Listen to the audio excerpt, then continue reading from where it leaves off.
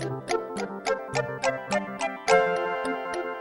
guys, it's Bree. So today I'm doing a version of a video that I've already done about a year ago actually, and that was how to make cloth pads. But this particular video was inspired by a girl who sent me an email saying she really wanted to try cloth pads, but her mum refused to buy her any, and as you had to buy them online, she didn't have a credit card that she could use or a debit card to buy stuff online with, and so she had to use her mum's card, but her mum absolutely would not let her buy any. And she was desperate to try them out, and she asked me if I had any tips for how to persuade her mum to let her use them. And I sent her an email back saying my thoughts and stuff. But anyway, the thing that really struck me with this one was I thought actually there is a way that you can try cloth pads with your own money. So in this video I'm going to show you how to make pocket money pads. I'm presuming your pocket money is a reasonable amount. So for example, my pocket money when I was 14, I think, maybe a bit older than that, was £20 a month. I had an allowance as opposed to pocket money per week. So £20 a month, but I decided to halve that and presume you had either £5 or £10 a month. And I managed to get everything from my local fabric store that you need to make a pocket money pad for £7.40, and I have the receipt here. So here's all the stuff. The only things I presumed you already had were a pen or a pencil or both, piece of paper, and a pair of scissors. I'm just guessing that most people have this stuff. So this isn't included in that price, but the needle, the thread, the closures and everything for the pads was all included in this. So let's get started. So what I've got here is enough material, I think, to probably make a good starter set. I would estimate you can get at least 6 regular flow pads out of this amount of fabric here. I have ½ meter of polar fleece, and I have ½ meter of cotton. This actually could have been cheaper if I'd got a piece of cotton that didn't have a pattern on. Just to give you an idea of the prices, this fabric over, where is it, here, this is terry toweling. Almost every fabric shop I've been in, even though this was a very basic and quite small fabric shop, has these 3 fabrics, and you can make cloth pads with them. So this is just terry toweling, this is just a cotton print. Every fabric store pretty much has this. And this is polar fleece. Most fabric stores should have this. You might not have as many colours, but they should at least have 1 or 2, maybe black or something. And yeah, I don't know if you can see the texture, but it is just polar fleece, and that's what it should be advertised as in the store. So this, I got 30 centimetres in width, because you can't get a fat quarter. You can get like ½ metre, a metre, and then centimetres worth. So I got 30 centimetres worth of this, and that cost me £1.80. I got ½ meter of this, and that cost me £1.85. And then I got ½ meter of this, and that cost me £2. But like I said, I could have got this cheaper. This was £3.60 something, I think, for a meter, and there was more plain cotton prints for £2 something a meter. So this could have been cheaper, but I really like this print. The other thing I have is this. This is stick-on Velcro. It's ½ meter of it, and it cost me 70p. And I got a pack of needles for 65p and a roll of thread for 40p. So in total, as I said before, this cost me £7.40. And this is everything you need to make cloth pads by hand.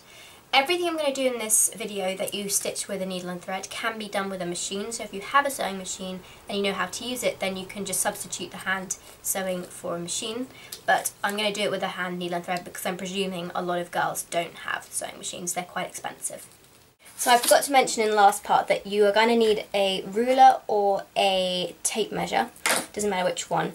I'm going to try and make a pad around 9 inches in length. If you want to make a bigger pad, then you simply do this step but make it whatever length you want. So because I want a 9-inch pad, I'm going to add an extra inch just to compensate for that. So I'm going to go for 10 inches because you have to give a seam allowance. So where there's 10 inches, I'm going to put a little mark on the side.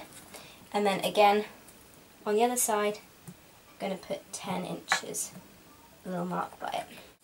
Okay, so then I'm going to draw a line between the two, so that we have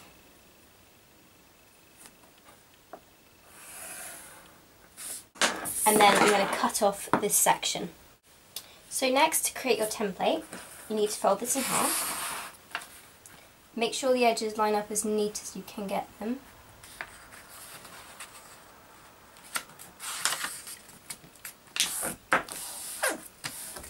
and then fold it in half again.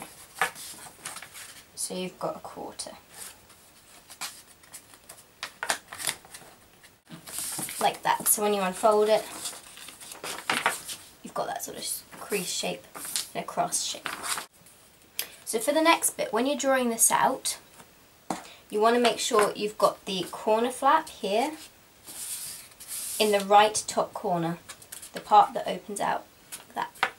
And you've got this side that's got the fold down here, and this completely folded side down the bottom. Okay, so when you're drawing a pattern, I always recommend you do a curved shape because I find it much easier to sew a curved shape than a straight shape. To do this, we're going to start at the top originally, just a little bit down, but you kind of go as close to the top edge as you can, curve it round,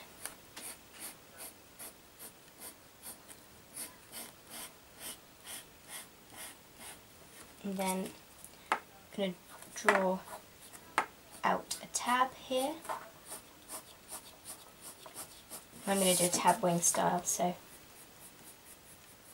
put that down there. That's the shape I've drawn so far. And you open it up just to check.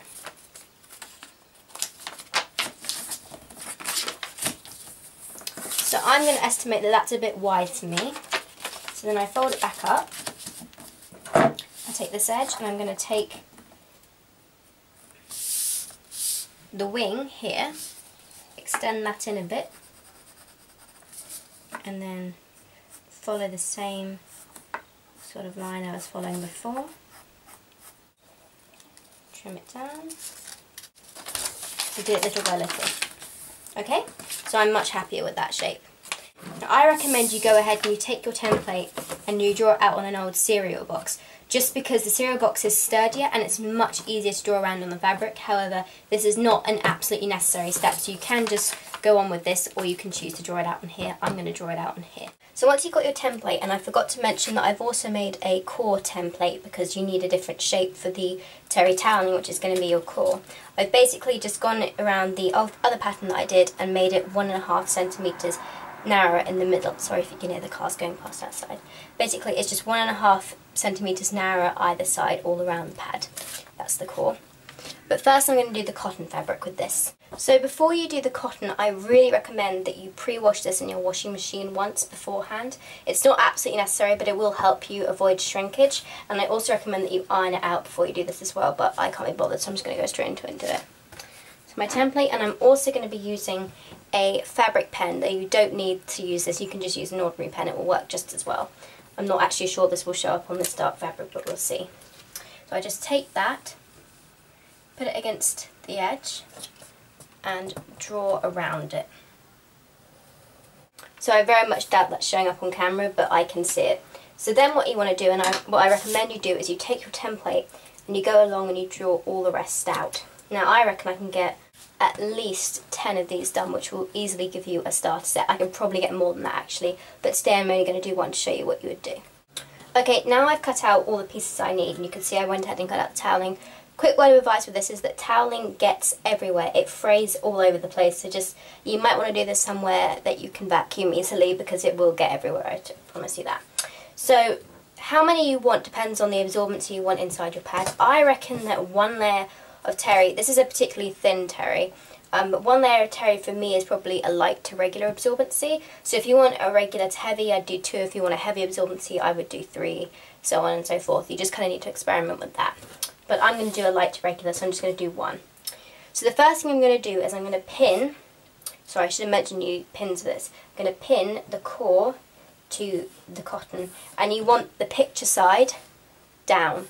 Right, well I just went ahead and threaded the needle with a pretty long piece of thread, and I tied a knot at the end. You might need to tie a knot several times in the same place to get a knot that's thick enough to not go through when you first thread the needle, push the needle through the fabric.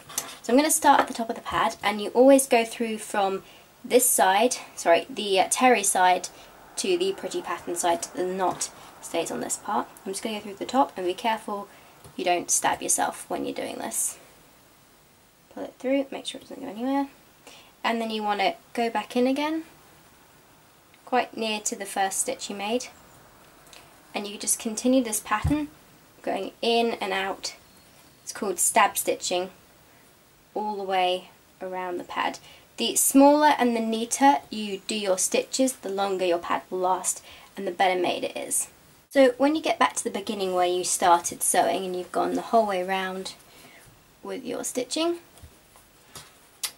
go in just a little bit into the terry and pull the needle through, but don't pull all of the cotton through. So you've got a loop here. Take your needle, go through the loop, bring it round, go through the loop again, then pull. And try and keep it from getting swirled up. Pull, and then you've created a knot, and I like to just go in again, pull it out, so at the end of the knot is pulled through before I snip it. And then you can take all the pins out.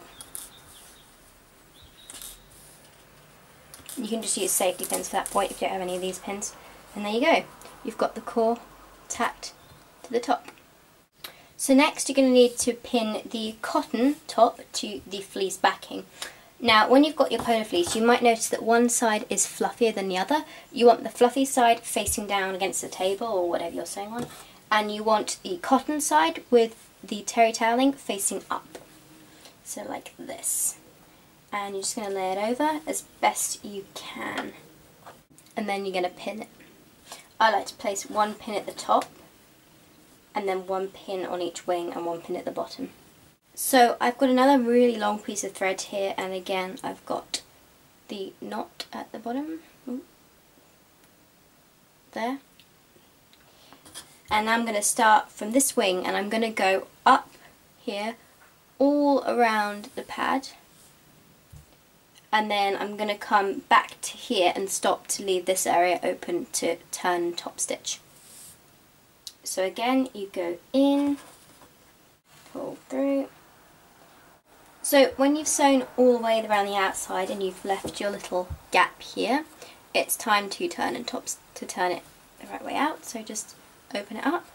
And I just like to gently feed my fingers through and pull gently, because your stitching isn't very strong when it's hand stitched. You can also take a pair of scissors and gently use that to open it, but again be very careful.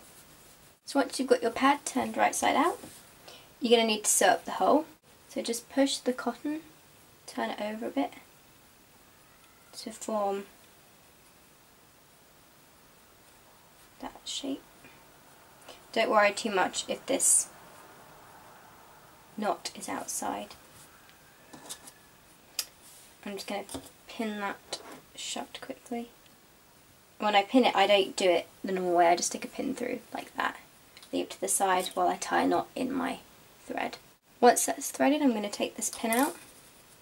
I'm going to start at the base and just go through and up. Pull it up. And again go stab stitch in and out all the way along. This can be quite hard because you're going through 4 layers effectively. So once you've sewn up where you turned the pad the right way out, it's time to add the closure. So this is just some sticky Velcro that I have cut to a smaller size. It was off of the big length, so I just cut it down to a smaller piece. So I'm going to stick the soft side on this bit, and pull it under, see how much over I need, it needs to go here. There you have your pad. And I would really recommend that you go ahead and just sew like you were doing in and out around this Velcro, because otherwise it's probably just going to fall off with fabric. So that is how you can make a pocket money pad by hand. I hope you enjoyed this tutorial. Please like it if you did and subscribe, and I will talk to you later. Bye bye.